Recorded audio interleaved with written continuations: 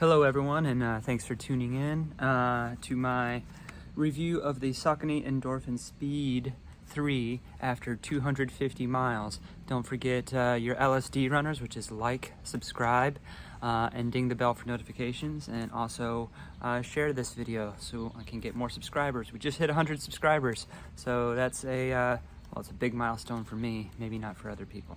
Anyway, here is my first pair of Endorphin Speed 3.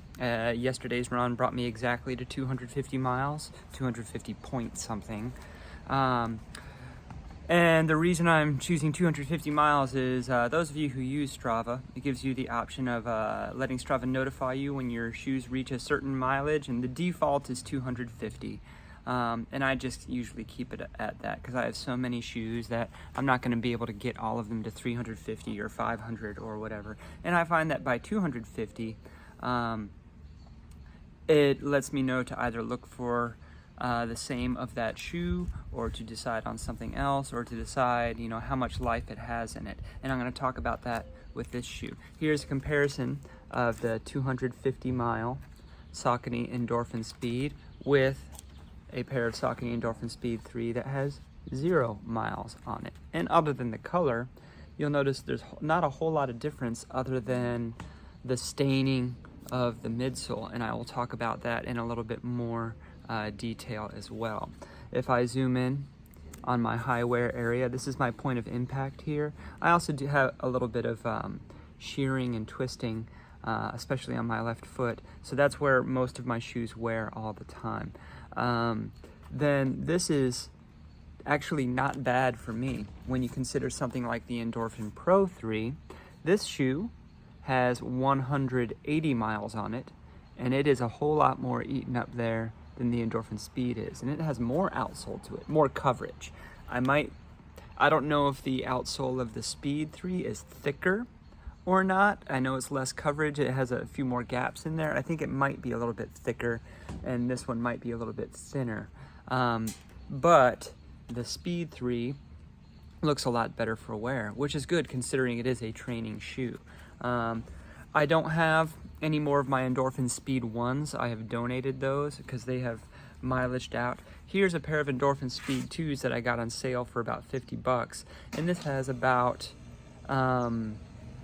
60 miles on it, and you can tell it's starting to wear away a little bit there. It has the same staining here. I find that the outsole on the version 1 and version 2 is okay, not nearly as good as the outsole on the version 3. There's just a little bit more stick, a little bit more tack, a little bit more grab and durability with the outsole on the 3, even though it does slip in some wet conditions a little bit more than I would like to.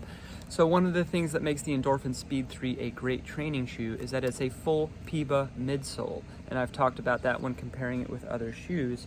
It has that PIBA bounce all the way through. However, unlike some of the Nike shoes that have Zoom X, or the new Hoka shoes that use, well, it's an unnamed PIBA, this is a beaded PIBA.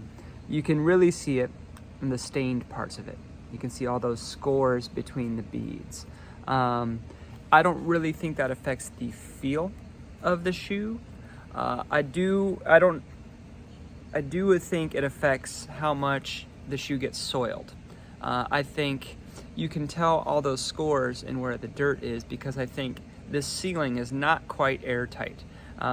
So sometimes the dirt, the debris, the really small pieces can probably get wedged in between those beads there. And I haven't noticed a lot of performance difference in that. In fact, this shoe feels like it did when it was new, pretty much. It might have lost a little bit of life, but it probably feels the best at 250 miles, as most of my shoes do at that point. A lot of shoes are kind of dead by then, and I'm using them for other purposes by then. This has at least 100 miles left in it, easily, which is a lot for me because even though I'm not a big guy, I treat my shoes, I wear down shoes pretty quickly. I'll say it this way.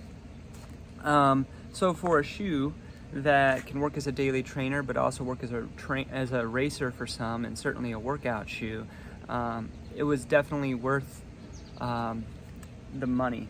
And this one I got when one of my old stores, Omega Sports, was closing down. So I got it for even cheaper. So it's definitely worth it.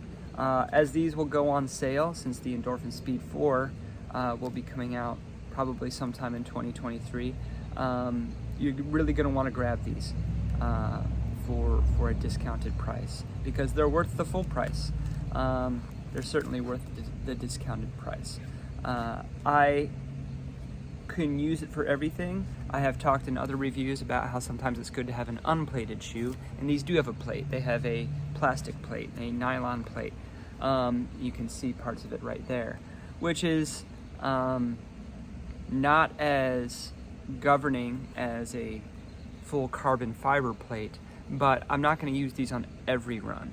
However, when you want something that can do pretty much anything well, and you don't mind having a plastic plate in there, this is a great shoe, even after 250 miles. And this black colorway, even after I mileage these guys out, I'll use these as my work shoe. I'm a school teacher, so I'm on my feet a lot, and these will work really well in that situation. Just to speak to not only my own opinion, a good friend of mine, Eric Strong, who is a visually impaired runner, he's 100% blind. This is his shoe of choice for racing, for everything from 5Ks to marathons. He also liked the Endorphin Speed 2, but he has the Endorphin Speed 3 and the Endorphin Pro 3. He much prefers the Speed 3.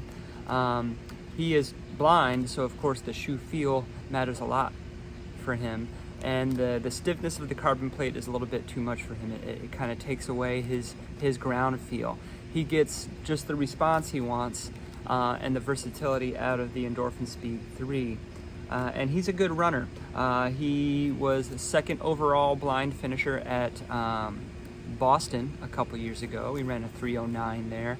And he is the only visually impaired runner to run the Vermont 100 miler twice. So he knows what he's talking about, and he knows what it feels like to have a good shoe underfoot. I might show a picture of Eric and me running the Around the Crown 10K in Charlotte last year. I think both wearing this shoe, actually. So after 250 miles, this has probably been the best held up shoe out of any shoe I've had for 250 miles, the Endorphin Speed 3. I hope this has been helpful. And if it influenced some buying choices, that's great. Don't forget to like, subscribe, and ding the bell for notifications. And we'll catch you on the next video.